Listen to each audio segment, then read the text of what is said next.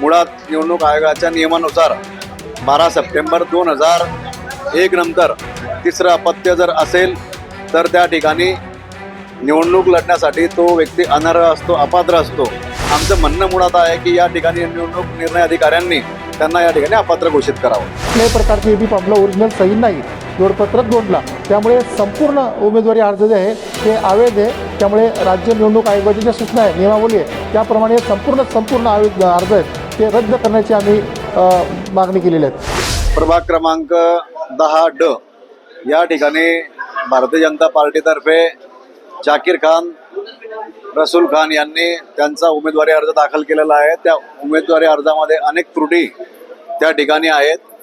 नामनिर्देशन पत्र भरत असताना पण त्या ठिकाणी त्रुटी आहेत. मुळात निवडणूक आयोगाच्या नियमानुसार 12 सप्टेंबर 2001 नंतर तिसरं अपत्य जर असेल तर त्या ठिकाणी निवडणूक लढण्यासाठी तो व्यक्ती अनर्ह असतो, अपात्र असतो. परंतु असं असताना देखील त्यांनी शपथपत्रात दिलेल्या माहितीनुसार 3 अपत्य संख्या दिलेली आहे. परंतु त्यांनी त्यांच्या अपत्यांची जन्मतारखा हे त्या ठिकाणी लपवलेल्या आहेत. 2001 नंतर सुद्धा त्यांना एक अपत्य त्यांनी जन्माला घातलेला आहे आणि त्या अनुषंगाने ते निवडणूक लढण्यासाठी अनर्ह निवडणूक आयोगाच्या नियमानुसार होतात. त्या संदर्भातली मी तक्रार या ठिकाणी निवडणूक निर्णय अधिकारी यांच्याकडे दिली, परंतु त्यांनी त्याच्यावरती अजून कुठलाही निर्णय दिलेला नसून तो निर्णय राखीव ठेवलेला आहे. आमचं म्हणणं मुळात आहे की या ठिकाणी निवडणूक निर्णय अधिकाऱ्यांनी त्यांना या ठिकाणी अपात्र घोषित करावं. आमच्या उमेदवारांच्या वतीने 5-7 प्रभागांमध्ये या ठिकाणी हरकती घेतल्या गेलेल्या आहेत. काही भारतीय जनता पार्टीच्या उमेदवारांच्या फॉर्मवरती सह्या नाहीत, EB फॉर्मवरती सह्या नाहीत, परंतु कुठल्याही पद्धतीची दखल या ठिकाणी घेतली गेलेली नाही. या ठिकाणी तक्रारींचं या ठिकाणी काही त्यांनी निपटारा केलेला नाही. आता संध्याकाळी 4 वाजता सुनावणीत काय होईल ते समजेल आणि जर आम्हाला योग्य न्याय मिळाला तर ठीक, अन्यथा आम्ही या ठिकाणी दाद मागण्यासाठी या पुढच्या कुठल्या तरी प्राधिकरणाकडे आम्ही आता या ठिकाणी अपील करणार आहोत.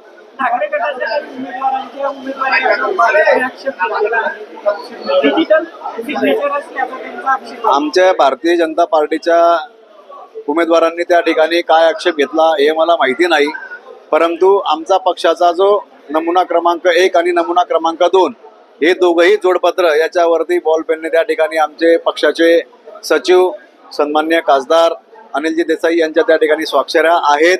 त्या कुठल्याही डिजिटल प्रकारच्या नाहीत, त्या बॉलपेनने केल्या गेलेल्या आहेत आणि ते आम्ही निवडणूक निर्णय अधिकाऱ्यांच्या निदर्शनास देखील आणून दिलेला आहे आणि त्यांनी देखील त्या ठिकाणी ते मान्य केलेलं आहे. परंतु आता निर्णयांती काय होतं ते आता या ठिकाणी आपण बघू.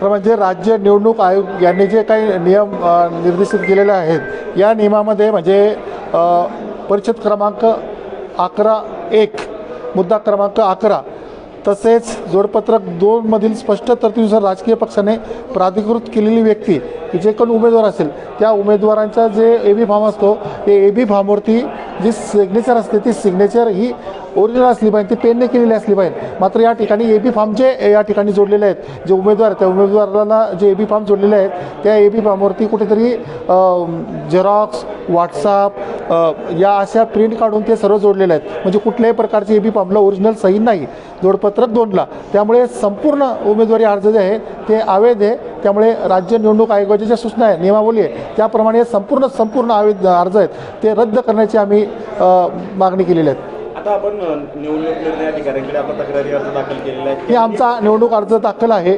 आता ज्यावेळेस आमच्या हरकतीचा मुद्दा त्या ठिकाणी उपस्थित होईल, हरकती जेव्हा आम्ही घेणार आहोत तेव्हा संपूर्ण आम्ही स्वतः उमेदवार आहेत, आमचे सर्व जे उमेदवार आहेत त्याची वैयक्तिक हरकती घेणार आहेत.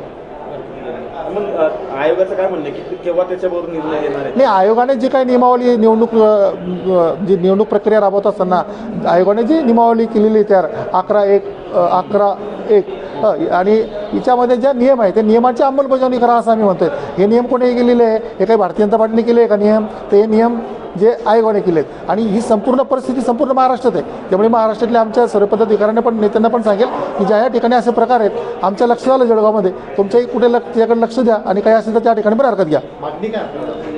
नाही, आम्ही काहीच नाही. निवडणूक आयोगाची निवडणूक आयोगाच्या जी प्रक्रिया आहे ती प्रकाराची अंमलबजावणी व्हावी, निवडणूक आयोगाने नियमावलीचं या ठिकाणी अंमलबजावणी व्हावी, त्याप्रमाणे त्यांचे अर्ज रद्द करण्यात यावे.